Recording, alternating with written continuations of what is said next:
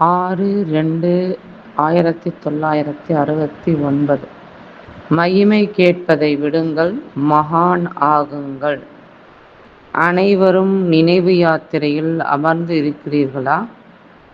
படிப்பினுடைய சாரம் புரிந்துவிட்டதா? அந்த சாரத்தை வாழ்வில் கொண்டு வந்து உலகிற்கு அந்த இரகசியத்தை சொல்ல வேண்டும். படைப்பாளர் மற்றும் படைப்பினுடைய ஞானத்தை புரிந்து கொண்டீர்கள்.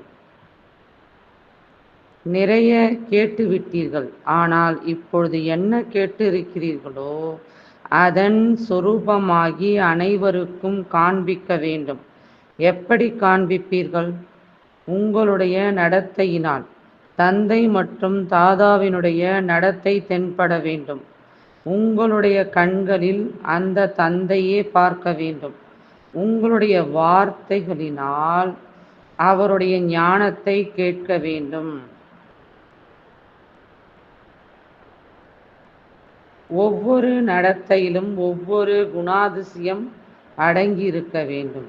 தந்தையின் குணாதிசயம் மட்டுமல்ல, ஆனால் தந்தையினுடைய குணாதிசயத்தை பார்த்து குழந்தைகளும் குணசீலனாக வேண்டும். உங்களுடைய சித்திரத்தில் அந்த அலௌகிக சித்திரத்தை காண வேண்டும். பாபா சொல்றாங்க, உங்களுடைய இப்ப இருக்கிற அந்த சித்திரத்துல அந்த அலௌகிக சித்திரம் தெரியணும். உங்களுடைய வியக்த ரூபத்தில் அவ்யக்த மூர்த்தி தென்பட வேண்டும். உங்களுடைய சாதாரண இந்த உடல்ல அவ்யக்த ரூபம் தென்படணும். அப்படி முயற்சி செய்து பாப்தாதாவினுடைய உழைப்பினுடைய பலன் சொரூபத்தை காட்ட வேண்டும். எப்படி அஞ்ஞான காலத்தில் கூட சில குழந்தைகள் தந்தையை போலவே தென்படுவார்கள். அஞ்ஞான காலத்துல அப்பா மாதிரி பிள்ளைங்க இருப்பாங்க, குணத்திலையும் சரி உருவத்திலையும் சரி. அவர்களுடைய பேச்சு நடத்தை தந்தையினுடையதை போலவே தென்படும். இவ்விதமே யார் ஒப்பற்ற குழந்தைகளாக இருக்கின்றனரோ அந்த ஒவ்வொரு குழந்தையின் மூலம் தந்தையினுடைய குணம் வெளிப்பட வேண்டும். அவசியம் வெளிப்படும். எவ்வாறு வெளிப்படும்? அதற்கான முக்கியமான முயற்சி என்ன செய்ய வேண்டும்? முக்கியமான விஷயம் என்னவென்றால் நினைவு யாத்திரை. அவ்யக்த ஸ்திதியில் நிலைத்து இருந்து செய்ய வேண்டும். இதை சாகார ரூபத்தின் வாயிலாக வழி கேட்டு இருக்கிறீர்கள். இப்பொழுது குழந்தைகள் அதிகம் எதிர்கொள்ள வேண்டியிருக்கிறது. எனினும் சக்தி கூடவே இருக்கிறது. அதனால் எதுவும் கடினம் அல்ல. ஒரு விஷயத்தை மட்டும் அனைவரும் கவனத்தில் கொள்ள வேண்டும். அது என்ன என்றால், எதிர்கொள்ளும் பொழுது இடையில் தடையும் வரும். எதிர்கொள்ளும் பொழுது இடையில் தடையும் வரும். அதாவது பாபா சொல்றாங்க, ஒரு விஷயத்தை மட்டும் அனைவரும் கவனத்துல வைக்கணும். இப்போ குழந்தைகள் அதிகம் எதிர்கொள்ள வேண்டியிருக்கு. அதாவது பாபாவுடைய வழியை ஃபாலோ பண்ணும்பொழுது அதிக விஷயங்களை எதிர்நோக்க வேண்டியிருக்கு. அப்படி இருந்தாலும் கூட சக்தி கூடவே இருக்கு. உங்களுக்கு ஒன்றும் சும்மா இல்லை, பாபாவுடைய சக்தி கூடவே இருக்கு. அதனால எதுவுமே கடினம் அல்ல. ஒரு விஷயத்தை மட்டும் அனைவரும் கவனத்தில் வைக்கணும். அது என்னவென்றால், எதிர்கொள்ளும் பொழுது இடையில் தடையும் வரும். எதிர்நோக்குவதில் தடை என்ன வரும் தெரியுமா? எதிர்நோக்குவதில் தடை என்ன வரும் தெரியுமா? தேக அபிமானம். தேக அபிமானமே முழு விஷயமாகும். ஆனால் எதிர்நோக்குவதற்காக இடையில் விருப்பம் தடையை ஏற்படுத்தும்.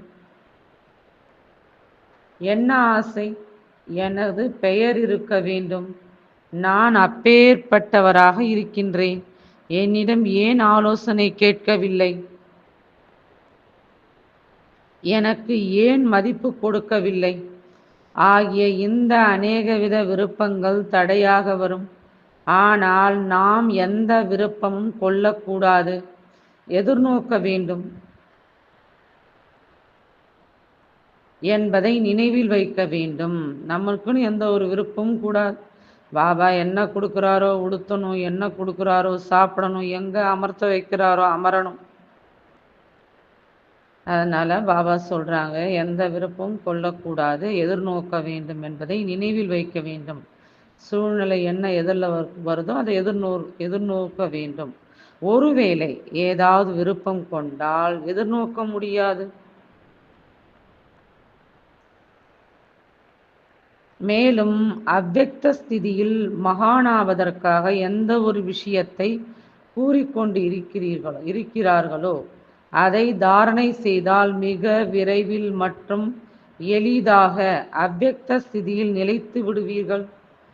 அது என்ன விஷயம்? நாம் தற்பொழுது விருந்தாளியாக இருக்கிறோம். ஏனெனில் நீங்கள் அனைவரும் கூட சூட்சுமவதனம் வழியாக வீடு செல்ல வேண்டும்.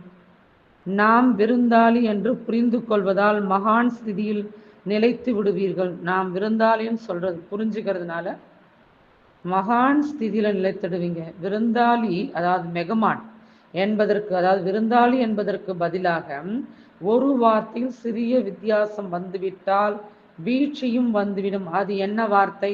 விருந்தாளி என புரிந்து கொள்ள வேண்டும். ஆனால் மகிமையில் வரக்கூடாது. ஒருவேளை மகிமையில் வந்துவிட்டால் விருந்தாளி ஆக மாட்டார்கள். விருந்தாளி என புரிந்து கொண்டால் மகானாவீர்கள். சிறிய வித்தியாசம்தான் மெகமான் மற்றும் மகிமை. ஆனால் சிறிய வித்தியாசம் கூட நிலையை மிகவும் ஏற்றம் இறக்கம் உடையதாக செய்து விடுகிறது. சிறிய வித்தியாசம் கூட ஏற்ற இறக்கமுடையதாக ஆக்கிடுது. நீங்கள் அனைவருக்கும் என்ன ஞானம் கொடுக்கின்றீர்கள்? திருமூர்த்தியினுடைய ஞானம். எவ்வாறு திருமூர்த்தியின் ஞானத்தை பிறருக்கு கொடுக்கிறீர்களோ அவ்வாறே தன்னிடம் கூட 3 விஷயங்களின் ஞானத்தை வைத்திருக்க வேண்டும். 3 விஷயங்களை விட்டு விடுங்கள். மேலும் 3 விஷயங்களை தாரணை செய்யுங்கள். எப்பொழுது இந்த 3 விஷயங்களை விடுவீர்களோ அப்பொழுதே சொரூபத்தில் நிலைத்திருப்பீர்கள். சேவையில் வெற்றியும் ஏற்படும். சேவையில் தடை ஏற்படுத்தும் எந்த 3 விஷயங்களை விட வேண்டும்? கூறுங்கள். 1, ஒருபோதும் எந்த சாக்கு போக்கும் சொல்லக்கூடாது. 2வது, ஒருபோதும் யாரிடமும் சேவைக்காக சொல்ல வைக்கக்கூடாது. 3வது, சேவை செய்யும் பொழுது ஒரு பொழுதும் தளரக்கூடாது. சாக்கு போக்கு சொல்வது, சொல்ல வைப்பது மற்றும் தளர்ந்து போவது, இந்த 3 விஷயங்களையும் விட்டுவிட வேண்டும். மேலும் எந்த 3 விஷயங்களை தாரணை செய்ய வேண்டும்? தியாகம், தவம் மற்றும் சேவை ஆகிய இந்த 3 விஷயங்களை தாரணை செய்ய வேண்டும். தவம் என்றால் நினைவு யாத்திரையாகும். மேலும் சேவை இல்லாமலும் வாழ்க்கை உருவாக முடியாது. இவ்விரு விஷயங்களின் வெற்றி தியாகம் இல்லாமல் கிடைக்க முடியாது. ஆதலால் 3 விஷயங்களை விட வேண்டும். மேலும் 3 விஷயங்களை தாரணை செய்ய வேண்டும். ஒருவேளை இந்த 3 விஷயங்களை தாரணை செய்தால் என்னவாக ஆவீர்கள்? உங்கள் புகழ் என்னவாக உள்ளதோ அதன் சொரூபமாக ஆகிவிடுவீர்கள். இங்கு அவ்விலும் உங்களுடைய புகழ்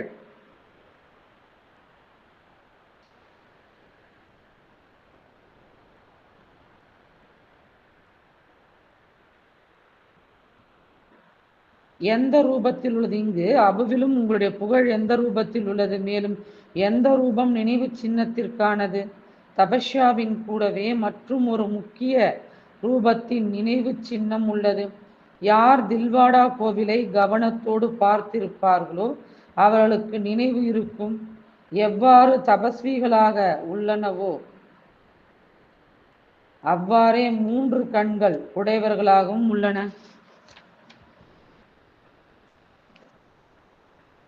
திருநேத்திரியின் கூடவே திருமூர்த்தியின் நினைவும் இருக்கிறது. ஆக எவ்வாறு திருநேத்தினுடைய நினைவு சின்னம் உள்ளதோ அவ்வாறு ஆக வேண்டும். 3வது கண் எது? ஞானத்தினுடையது. 3வது கண் எது?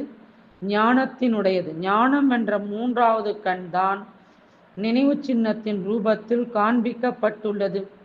தபஸ்வி மற்றும் திருநேத்ரி 3வது கண் நிலையாக இருந்தால்தான் தபஸ்வி ஆக முடியும். ஒருவேளை ஞானம் என்ற 3வது கண் மறைந்து விடுகிறது என்றால் தபஸ்யாவும் இருக்காது. அதனால் இப்பொழுது திருமூர்த்தி என்ற வார்த்தையையும் நினைவு செய்து தாரணைப்படி நடந்தால் சக்திகளுடைய மகிமை என்ன இருக்கிறதோ அதுவாக ஆகிவிடுவீர்கள். இப்பொழுதோ மறைமுகமாக உள்ளது. இப்பொழுது வரை சக்திகள் ஏன் மறைமுகமாக உள்ளன? ஏனெனில் இப்பொழுது வரை தன்னுடைய சுபாவம், தன்னுடைய சேவை மற்றும் தன்னுடைய சிரேஷ்ட தன்மைகள் தன்னிடமே மறைமுகமாக உள்ளன. தன்னிடமே மறைமுகமாக இருக்கும் காரணத்தினால் சிருஷ்டியிலும் மறைமுகமாகவே உள்ளது. எப்பொழுது தன்னிடத்தில் வெளிப்படுமோ அப்பொழுது சிருஷ்டியிலும் வெளிப்படும். இப்பொழுது வரப்போகிற சிவராத்திரி திருவிழா, அதை மிக விமரிசையாக கொண்டாட வேண்டும். மிகுந்த ஊக்கம் மற்றும் உற்சாகத்துடன் அறிமுகம் கொடுக்க வேண்டும். ஏனெனில் தந்தையினுடைய அறிமுகத்தில் குழந்தைகளின் அறிமுகம் ஏற்படுகின்றது. குழந்தைகள் தந்தையினுடைய அறிமுகம் கொடுப்பார்கள். தந்தை பிறகு அவ்வியக்தத்தில் குழந்தைகளின் அறிமுகத்தை, குழந்தைகளின் காட்சியை ஆத்மாக்களுக்கு கிடைக்கும்படி செய்து கொண்டே இருப்பார். இந்த சிவராத்திரியில் ஏதாவது புதுமை செய்து காண்பிக்க வேண்டும். என்ன புதுமை செய்வீர்கள்? இதுவரை செய்த சொற்பொழிவுகள் எவ்வளவு யோகம் உள்ளதோ, எவ்வளவு சக்தி உள்ளதோ அதன் அனுசாரம் செய்து கொண்டிருக்கிறீர்கள். ஆனால் இப்பொழுது குறிப்பாக சக்தி ரூபத்தில் இருந்து சொற்பொழிவு ஆற்ற வேண்டும். சக்தி ரூபத்தில் சொற்பொழிவு என்றால் என்ன? சவால் விடுவதாகும்.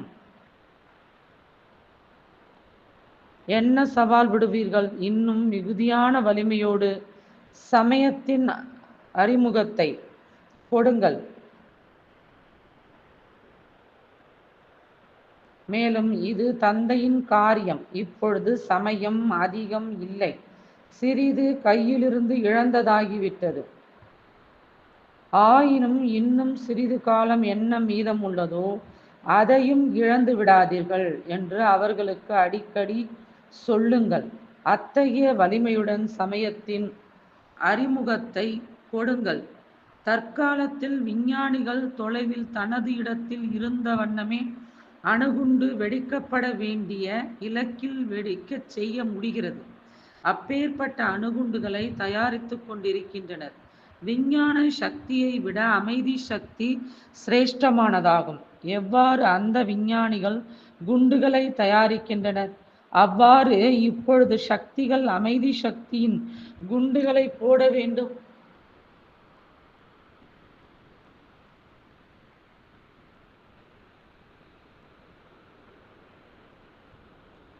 துவக்கத்தில் சக்திகளின் சவால்தான் இருந்து வந்தது.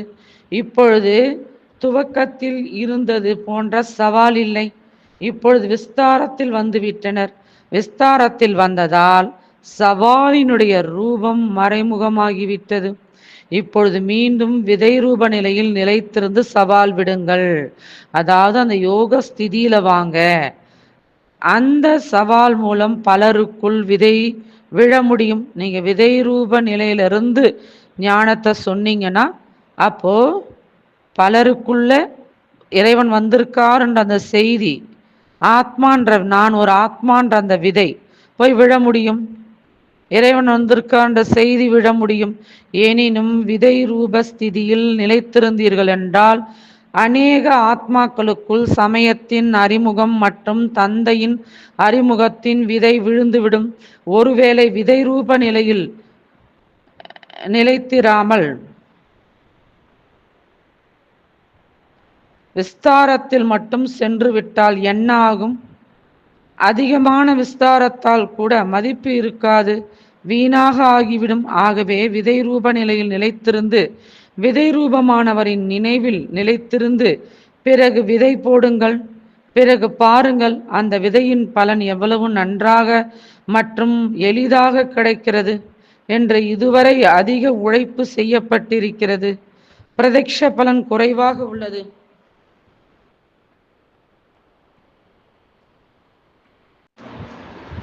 இப்பொழுது உழைப்பை குறைத்து பிரத்யக்ஷ பலனை அதிகமாக காண்பியுங்கள். அனைவருக்குமே அன்பு இருக்கிறது. எனினும் அன்பின் சொரூபத்தையும் கொஞ்சம் காண்பிக்க வேண்டும். இவ்விதம் சதா இந்த நிலையில் இருக்க வேண்டும்.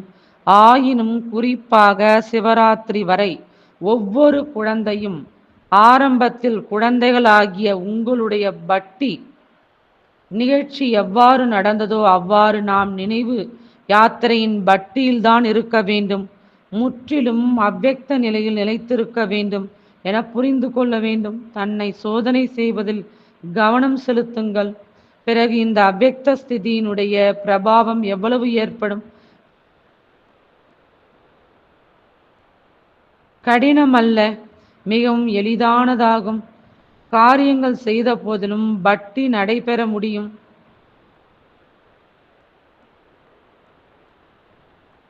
இது உள்ளார்ந்த ஸ்திதியாகும். உள்ளார்ந்த ஸ்திதியின் பிரபாவம் அதிகமாக ஏற்படுகிறது. அனைவரும் அமிர்த வேளையில் சந்திப்பு செய்கின்றீர்களா? இதுவரை அத்தகைய வாயுமண்டலம் வந்து சேரவில்லை. இதுவரை மதுவனத்தில் இருப்பவர்கள் கூட அன்பிற்கான சான்று அளிக்கவில்லை. நாலாபுறங்களிலிருந்தும் மிக குறைவான குழந்தைகளே அன்பிற்கான சான்றை அளித்திருக்கின்றனர். குழந்தைகள் மீது தந்தைக்கு எவ்வளவு அன்பு இருந்தது? அன்பினுடைய சான்றாக நடைமுறையில் எவ்வளவு சமயம் கொடுத்தார்? என்ன கொடுத்தார்? குறிப்பாக தன்னுடைய உடல்நிலையை கூட பார்க்காமல் என்ன சான்று அளித்தார்? தன்னுடைய சரீர நிலையை கூட பார்க்காமல் எவ்வளவு சமயம் குறிப்பாக சக்தி மிக்க ஒளியை கொடுத்தார்? எவ்வளவு காலம் அன்பிற்கான சான்றளித்தார்? அதன் விளைவு சரீரத்தின் மீது ஏற்படுகிறது என்று நீங்கள் கூறினீர்கள். எனினும் பாபா தன்னுடைய சரீரத்தை பார்த்தாரா? இது அன்பின் சான்றாகும். இப்பொழுது குழந்தைகளும் அவரது அன்பிற்கு கைமாறாக சான்று அளிக்க வேண்டும். என்ன கர்மம் செய்து காண்பித்தாரோ அதையே செய்ய வேண்டும். அமிர்த வேளையில் எவ்வாறு சாகார ரூபத்தில் செய்து காண்பித்தாரோ அவ்வாறே குழந்தைகளும் செய்ய வேண்டும். எழுந்து விட்டோம், மேலும் அமர்ந்து விட்டோம் என இந்த விஷயத்தில் தனது உள்ளத்தை மகிழ்வித்து கொள்கின்றனர். இதுவரை இந்த முடிவே பார்க்கப்பட்டது.